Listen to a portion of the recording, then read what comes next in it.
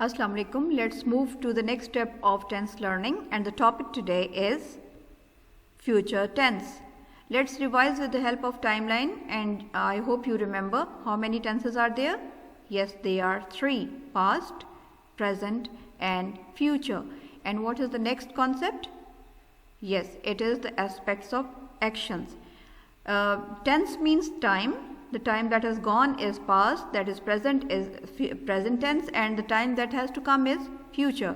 And aspects of action describe whether the action is going on, is completed, or is a routine action, or what else. Okay, the four aspects of actions are indefinite, continuous, perfect and perfect continuous, and they are there in every tense. Let's see how they help us to describe different situations in future tense. Indefinite is used for the actions that will take place at any time in future. Like if you say, I will go to school tomorrow. So you will use indefinite aspect of action. Next is continuous, and it is used for an action that we assume will be going on at a particular time in future. Like at this time I will be going to school.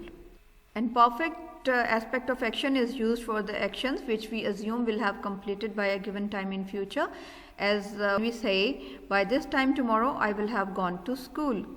And perfect continuous aspect is used for the actions which have started but we assume will have been going on at a particular time in future. Like if I say, tomorrow I will have been working on this project for a week.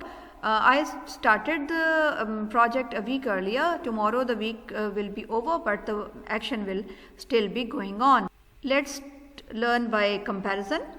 The first sentence is, he will write a letter tomorrow. This is indefinite, but the next one is continuous because it is talking about a particular point of time in future.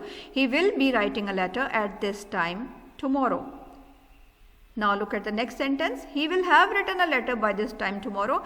By this time tomorrow, we assume that the action of writing the letter will have completed. Therefore, we have used perfect aspect. And the last one is perfect continuous.